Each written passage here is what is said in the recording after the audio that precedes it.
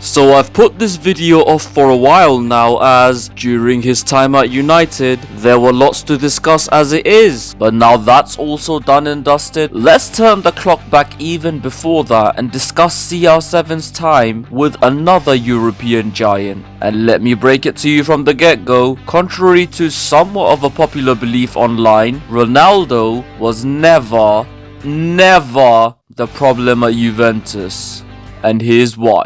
Okay, so let's begin with the notion that Juventus apparently scored a lot more goals as a team without Ronaldo. Yeah, this is some horseshit that's been cooked up for two reasons. One, of course, it's pretty common among the keyboardians to hate on him. And two, because of the Bianconeri's domestic goal tally in the 17-18 campaign. Because you see, in the season prior to Ronaldo joining Juve, the club amassed a total of 86 goals in the league, their highest tally for years. But here's the thing though, it was literally only that season. Because if you put 17-18 to one side, in the previous 3 years, Juventus averaged 1.96 goals per game in Serie A and 1.44 goals per game in the Champions League. Now compare it to CR7's 3 years donning the black and white. Juventus averaged, well, what do you know, 1.96 goals again in Serie A and 1.77 goals in the UCL.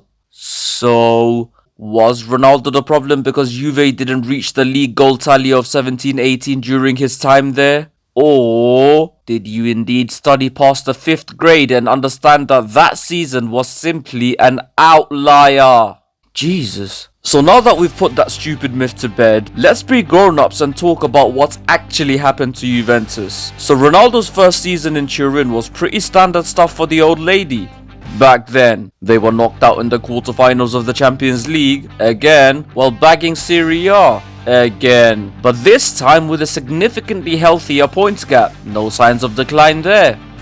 But then it slowly began. So following the conclusion of 18-19, Juventus mutually parted ways with their manager Massimiliano Allegri after 5 years. And from then on, during Ronaldo's time there, the team went on to have 2 more managers in as many years. And while fans of teams like Real Madrid and Chelsea are probably looking at me sideways thinking, your point being? A club like Juventus going from the stability of having one figurehead for half a decade to the conveyor belt system similar to that of a Real Madrid or Chelsea was always going to cause problems, and lo and behold, it did just that. Having said that though, blaming Juventus' decline purely or even mainly on the managerial situation would be really unfair, because the truth is, this was just one of quite a few factors, and as far as what the biggest factor was, I'll address that later on in the video. But for now, let's stick to the topic of management. So despite following his predecessors by bringing Serie A home, Maurizio Sarri was sacked in August 2020 following Juve's exit from the Champions League. And as unfair as that was, for me he probably should have been sacked even before that for the brain dead business he did in his only transfer window by A, offloading young and exciting talent like Moise Kean, and B, and this is inexplicable to the point that it's diagnosable insanity, selling João Cancelo and paying an extra fee to City for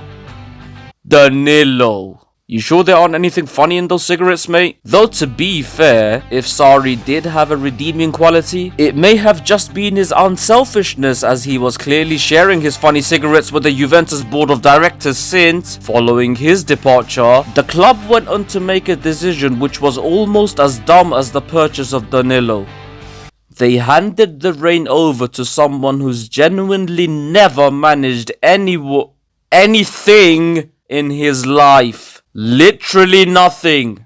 I mean, did they just take one look at Zizou's head shape and assume he was a f***ing mango? Cause you do know he doesn't actually grow on trees, right? This shit is very rare. So, with Juve now seemingly adopting the revolving door approach to managers, combined with their decision to hire someone with as much top flight coaching experience as me, much to the surprise of no one equipped with a brain, things began to go downhill even quicker than before. Call me crazy, but so far, I don't see how Ronaldo is to blame for any of this. Now, one thing Pirlo did do well though is get rid of a lot of deadwood and bring in a barrage of young talent. And while we will analyze the pros and cons of this in depth later on, for now this has conveniently brought me to the biggest factor behind Juve's downfall during the CR7 years.